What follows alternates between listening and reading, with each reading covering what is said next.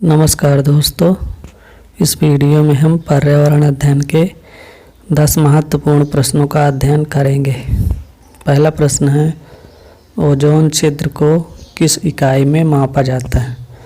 पहला option candela, दूसरा डायऑप्टर, तीसरा डाप्सन, चौथा डेसिबल।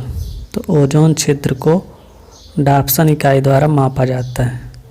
तीसरा ऑप्शन डाप्सन सही है। दूसरा प्रश्न है, सबसे ज़्यादा वायुदाब कहाँ पाया जाता है? पहला ऑप्शन पहाड़ों पर, दूसरा जंगलों पर, तीसरा समुद्री सतह पर, चौथा समताप मंडल में। तो सबसे ज़्यादा वायुदाब पाया जाता है समुद्री सतह पर।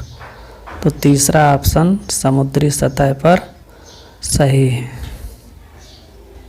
तीसरा प्रश्न है, किस विधि के द्वारा पृथ्वी का वायुमंडल गर्म होता है? पहला ऑप्शन चालन, दूसरा संवहन, तीसरा विकिरण, चौथा सभी के द्वारा। तो संवहन विधि द्वारा पृथ्वी का वायुमंडल गर्म होता है। तो दूसरा ऑप्शन संवहन यहाँ पर सही है। चौथा प्रश्न है, रात में तारों के टिमटिमाने का कारण है? पहला ऑप्शन प्रकाश का परावर्तन, दूसरा प्रकाश का अपवर्तन, तीसरा प्रकाश का पूर्ण आंतरिक परावर्तन, चौथा प्रकाश का वर्ण विक्षेपण। और रात में तारों के टिमटिमाने का कारण है प्रकाश का अपवर्तन। प्रकाश के अपवर्तन के कारण तारे रात में टिमटिमाते हैं।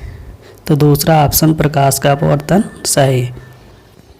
पांचवा प्रश्न है, सामान्य बातचीत की तीव्रता होती है? पहला ऑप्शन 10 डेसिबल, दूसरा 30 डेसिबल, तीसरा 60 डेसिबल, चौथा 80 डेसिबल। तो सामान्य बातचीत की तीव्रता होती है 60 डेसिबल। तीसरा ऑप्शन 60 डेसिबल सही। छठवां प्रश्न है, महिलाओं की आवाज़ पतली होती है क्योंकि? पहला ऑप्शन उनकी ध्वनि की तीव्रता ज़्यादा होती है, दूसरा उनकी ध्वनि का तारत्व ज़्यादा होती है, तीसरा उनकी ध्वनि की गुणता ज़्यादा होती है, चौथा उपरोक्त सभी। तो यहाँ पर दूसरा ऑप्शन उनकी ध्वनि का तारत्व ज़्यादा होता है, यह सही है। सातवां प्रश्न है, प्रतिध्वनि सुनने के लिए कम से कम कितनी दूरी होनी चाहिए? पहला ऑप्शन है 10 मीटर, दूसरा 15 मीटर, तीसरा 17 मीटर, चौथा 21 मीटर। तो प्रतिध्वनि सुनने के लिए कम से कम 17 मीटर दूरी होनी चाहिए। तीसरा ऑप्शन सही। आठवां प्रश्न है, वायुमंडल की सबसे ठंडी परत कौन सी है? पहला समताप मंडल, दूसरा मध्य मंडल, तीसरा क्षोभ मंडल, चौथा आयन मंडल।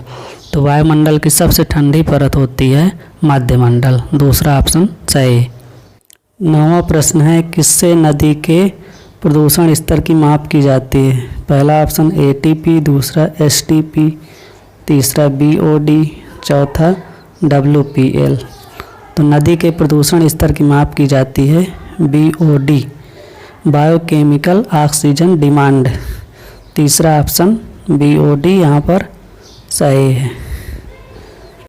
10वां प्रश्न है, समुद्र का कितने प्रतिशत जल पीने योग्य है?